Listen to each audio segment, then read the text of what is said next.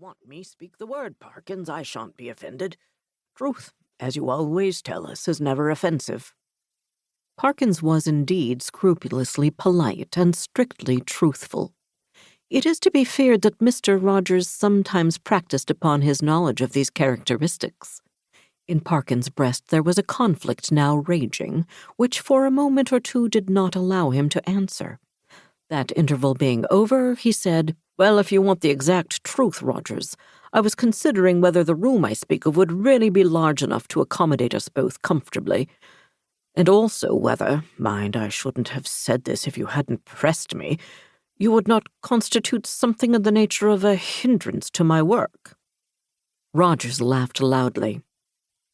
"Well done, Parkins," he said. "It's all right. I promised not to interrupt your work. Don't you disturb yourself about that." "No, I won't come if you don't want me, but I thought I should do so nicely to keep the ghosts off." Here he might have been seen to wink and to nudge his next neighbor. Parkins might also have been seen to become pink. "I beg pardon, Parkins," Rogers continued. "I oughtn't to have said that. I forgot you didn't like levity on these topics." "Well," Parkins said, "as you have mentioned the matter, I freely own that I do not like careless talk about what you call ghosts. A man in my position," he went on, raising his voice a little, "cannot, I find, be too careful about appearing to sanction the current beliefs on such subjects. As you know, Rogers, or as you ought to know, for I think I have never concealed my views." "No, you certainly have not, old man," put in Rogers sotto voce. "I hold that any semblance, any appearance of concession to the view that such things might exist is equivalent to a renunciation of all I hold most sacred. But I'm afraid I have not succeeded in securing your attention."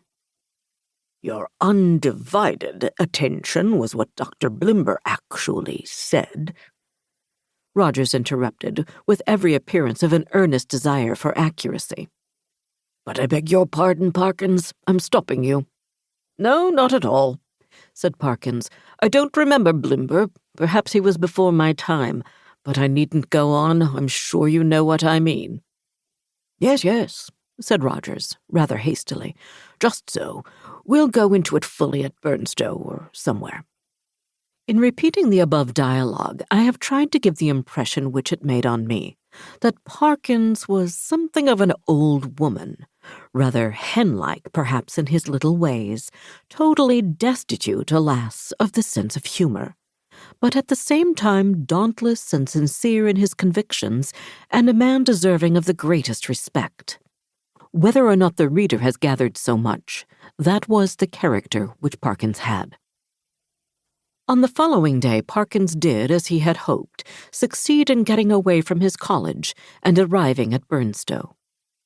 He was made welcome at the Globe Inn, was safely installed in the large double-bedded room of which we have heard, and was able before retiring to rest to arrange his materials for work in apple pie order upon a commodious table which occupied the outer end of the room, and was surrounded on 3 sides by windows looking out seaward. That is to say, the central window looked straight out to sea, and those on the left and right commanded prospects along the shore to the north and south, respectively. On the south, you saw the village of Burnstow. On the north, no houses were to be seen, but only the beach and the low cliff backing it.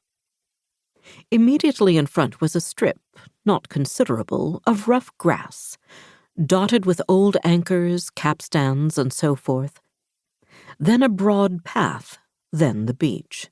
Whatever may have been the original distance between the Globe Inn and the sea, not more than 60 yards now separated them. The rest of the population of the inn was, of course, a golfing one, and included few elements that call for a special description. The most conspicuous figure was, perhaps, that of an ancien militaire, secretary of a London club, and possessed of a voice of incredible strength, and views of a pronouncedly Protestant type.